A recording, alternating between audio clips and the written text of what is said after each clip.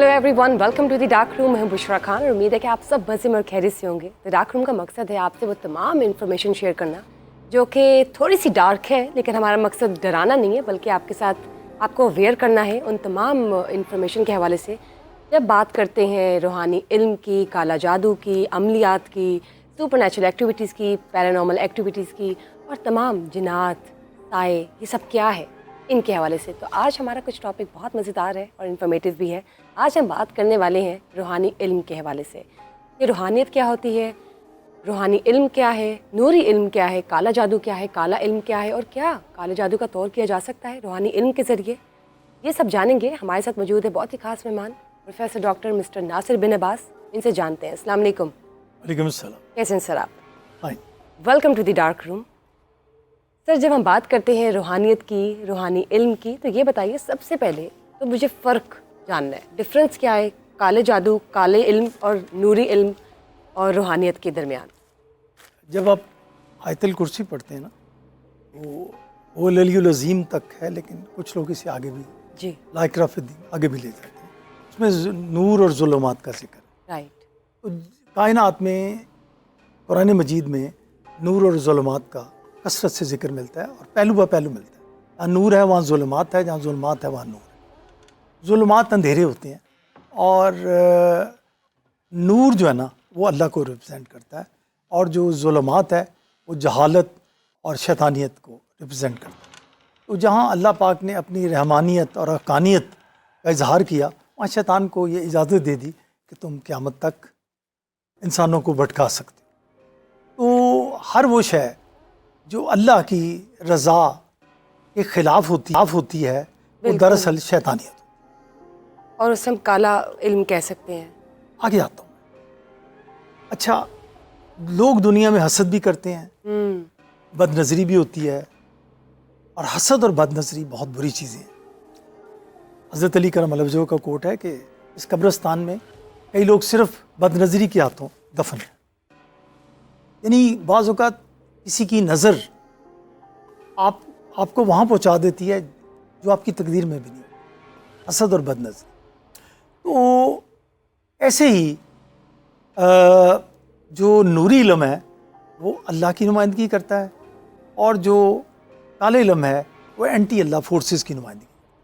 जो आप शैतानियत कह लें, तागूती क़ुव्वतें कह लें, या कुछ भी कह लें, बट जो अल्लाह के यहाँ नहीं है, जिसमें अल्लाह की रज़ा नहीं है, हर वो शय जो इंसानी ख्वाहिश, इंसानी नफ्स से नमूदार होती है कि ऐसा हो जाए, ऐसा हो जाए, उन ख्वाहिशात को पाने के लिए जब आप बाबों के पास जाते हैं जिसमें से 90% जैली होते हैं, गलत रास्ते इख्तियार वो फिर आपको उल्टी सीधी तोहमात परस्ती। अगर आप सिर्फ लोगों की ख्वाहिशात और इन बाबों के करीब बैठ के स्टोरियाँ सुने तो इंसानी अकल दंग रह जाती है कि क्या इंसान किसी के हसद में, किसी की दुश्मनी में, किसी के बुरे चाहने में इतनी दूर जा सकता है। उससे मुआशरे में बुराइयां भी जन्म लेती हैं और फसाद भी जन्म लेता है। तो काला इल्म भी मौजूद है और नूरी इल्म भी मौजूद है। इनकी प्रैक्टिसेस कैसे होती हैं, कौन करता है, क्यों करता है, किसके कहने पे करता है, इज़ इट ए बिज़नेस, ये एक अलग बहस है।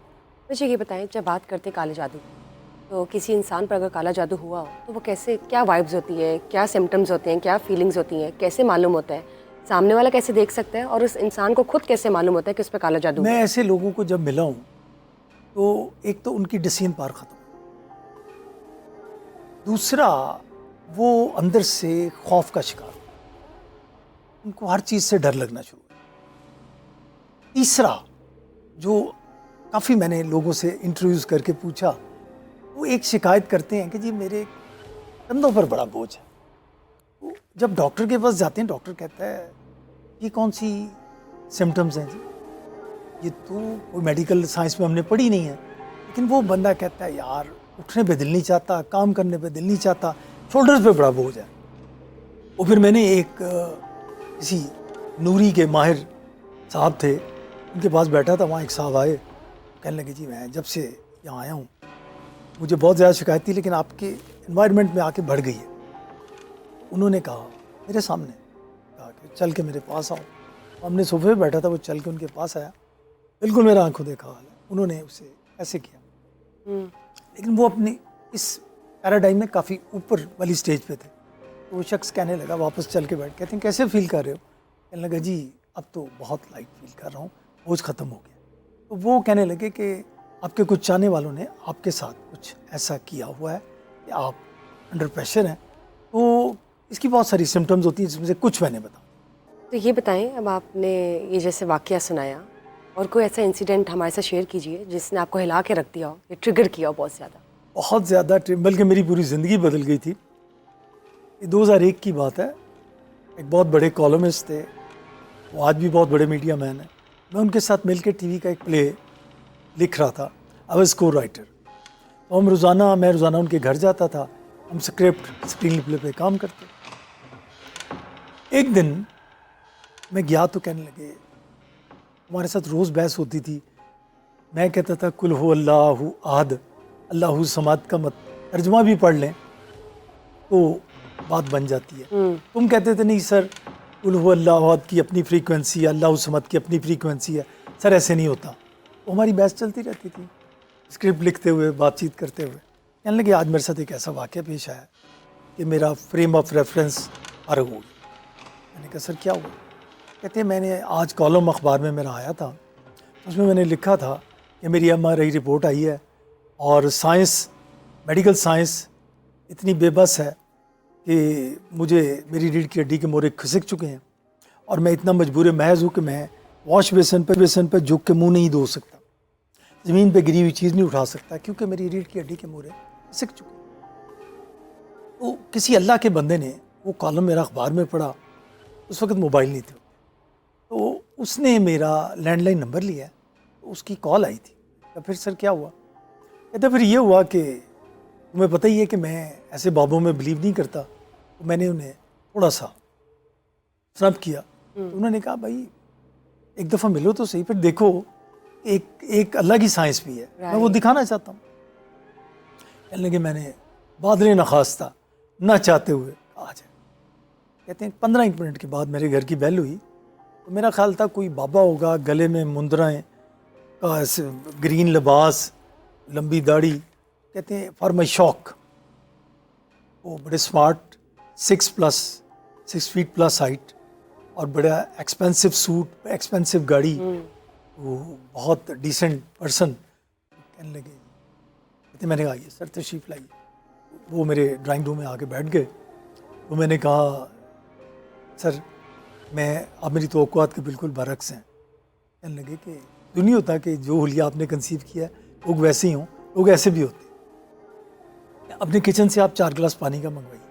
کہتے ہیں میں نے ملازمہ کو کہا, وہ پانی لے آئی.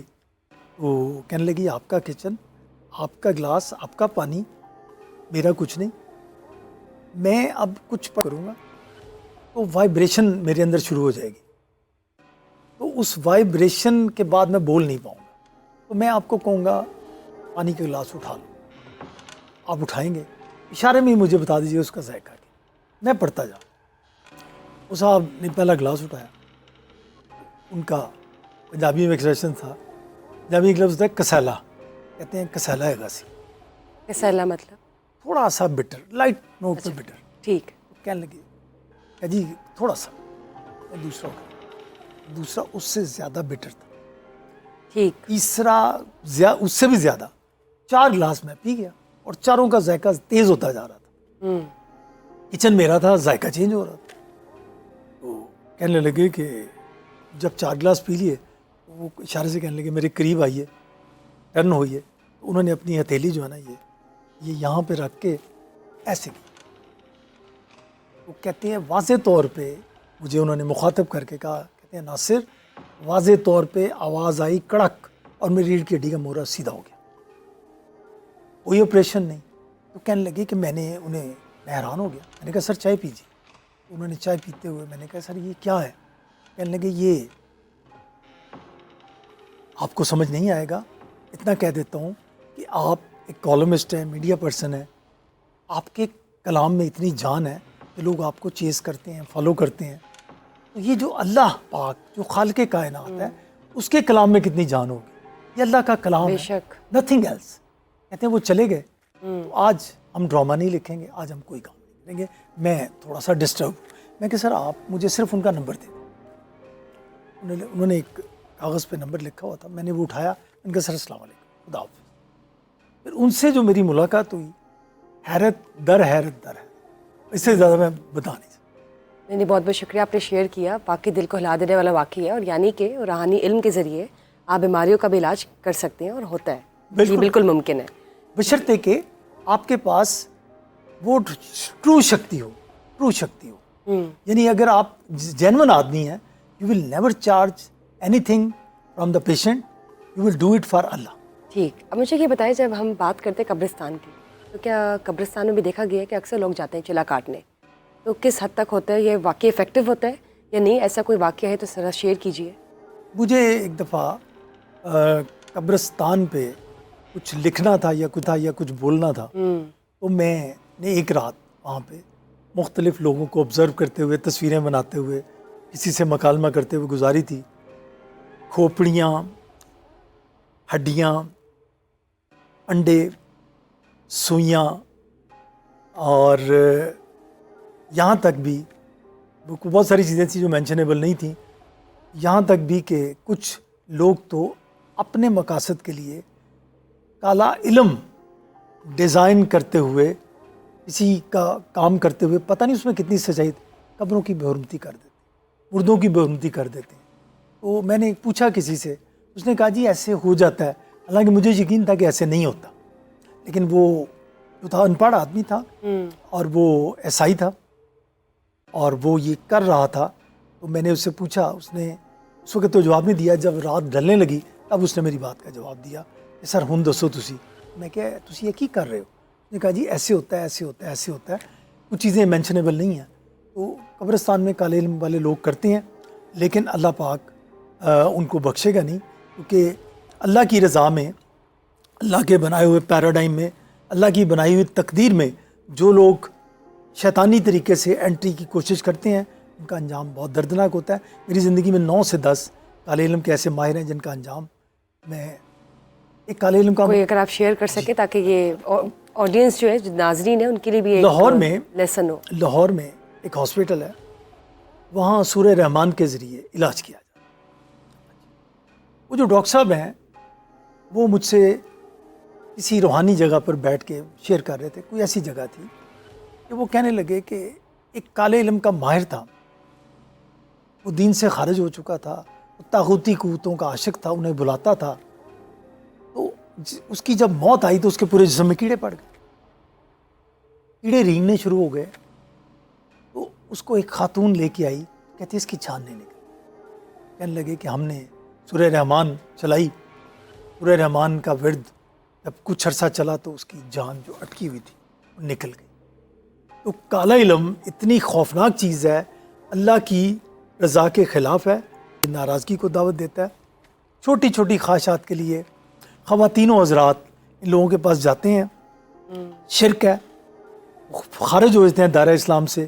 کسی انسان کو کہہ رہے ہیں میری تقدیر بدل دے, ایسا کبھی نہیں ہوتا. تقدیر, نبی پاک صلی اللہ علیہ وسلم تشریف لائے, صحابہ کرام تقدیر پر بحث کر رہے ہیں. حدیث میں ایسے ہی لکھا ہے, میں نے بارہا پڑھی ہے, کہ نبی پاک صلی اللہ علیہ وسلم کا چہرہ انار کے دانے کی طرح سرخ ہو گیا, اور آپ نے کہا کہ اللہ پاک نے اس کائنات کو بنانے سے بہت عرصہ قبل انسان جو آنے ان کی تقدیریں لکھ دی تھیں. اس پہ بحث اللہ کی ناراضگی کو دعوت دیتی ہے. حضرت علی نے ایک جگہ کہا ہے کہ یہ تاریک سمندر ہے, اس میں داخل ہونے کی کوشش نہ کرو. تقدیر پہ ہمیشہ سے بحث ہو رہی ہے, ہمیشہ ہوتی رہے گی.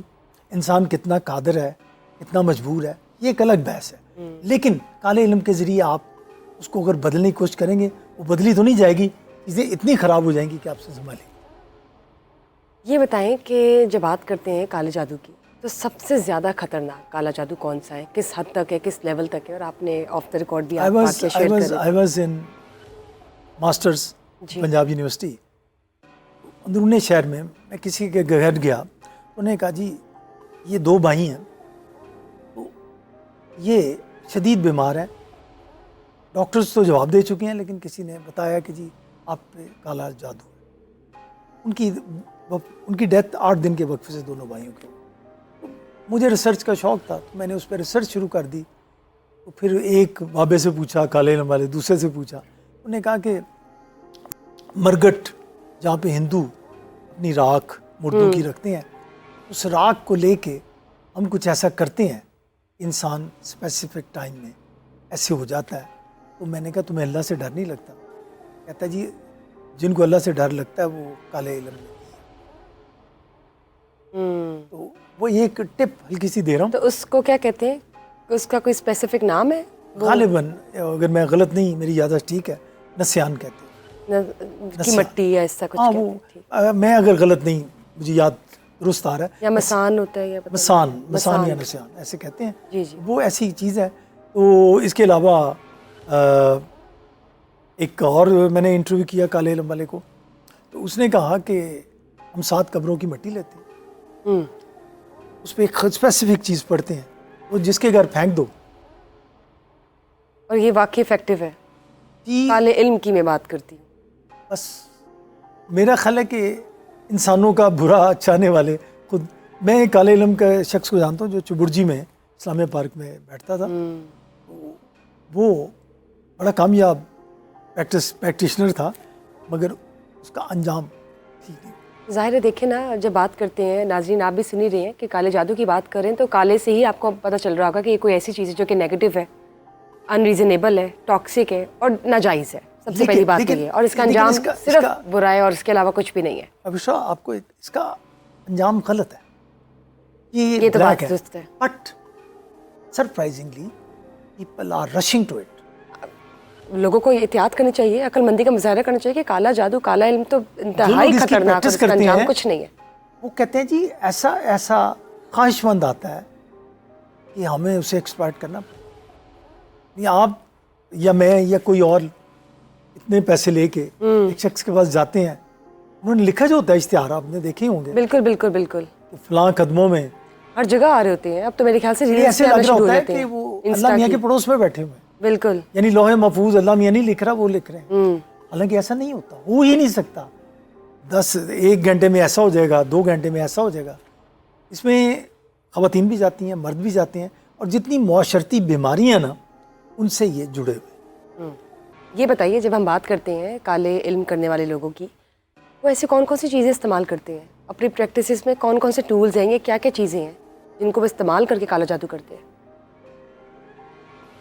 یہ ایک بڑی دلچسپ بات ہے.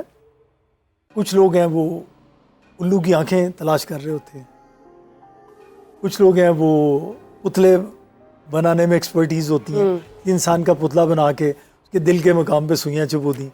کچھ لوگ ہیں وہ انڈوں پہ کچھ لکھ کے مارکر سے اس کے اندر لگا رہے ہوتے ہیں. یہ جس رات میں رہا تھا نا قبرستان میں اپنے فیچر یا اپنی سٹوری کے لیے, اس رات میں نے یہ ساری چیزیں دیکھی تھیں. وہ انڈیا میں تو ایک بازار بھی ہے جہاں پہ یہ ساری کالے علم کی چیزیں ملتی. بازار یہیں پر کہیں انڈیا میں ہے, پاکستان میں بھی ہوگا. اچھا, لیکن اچھا انڈیا میں اسپیشل بازار ہے؟ جی بالکل بازار ہے. اور ایک بابا جی ہیں جو کہ اس وقت 90 ایئرس کے ہیں, اس بازار میں انڈیا کے انہوں نے باقاعدہ شاپنگ کی ہوئی ہے, اور وہاں سے وہ بتاتے ہیں یہ چیز بھی اٹھاتے ہیں لوگ, یہ چیز بھی اٹھاتے ہیں.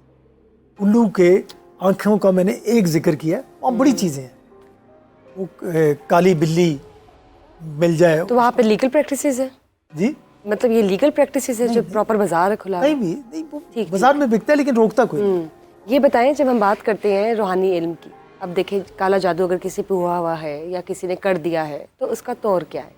روحانیت کے ذریعے, روحانی نوری علم کے ذریعے آپ کالے جادو کا طور کیسے کرتے ہیں؟ دیکھیے جی, میں نے تو زندگی میں جو روحانی بابے دیکھے ہیں وہ جو چارج نہیں کرتے وہ بہت مؤثر اور افیکٹو ہے. جو چارج نہیں کرتے وہ کہتے ہیں اللہ پاک کرم ہو جاتا ہے. یعنی اگر کسی پہ کالے جادو کا اثر ہو تو بعض اوقات بیٹی آیت الکرسی پڑھ لینا, بیٹی یا یو یا قیوم برحمتک استغیثو کو پڑھ لینا, بیٹے آپ یا جباروں کا ورد کر لیں. اس پہ سب سے افیکٹو آیت الکرسی. اور بھی لوگ بڑی باتیں کرتے ہیں. میں نے جو عملی طور پہ دیکھا ہے, ایک اور چیز ہے, وہ چلہ ہے, وہ بعض روحانی لوگوں نے کیا ہوتا ہے.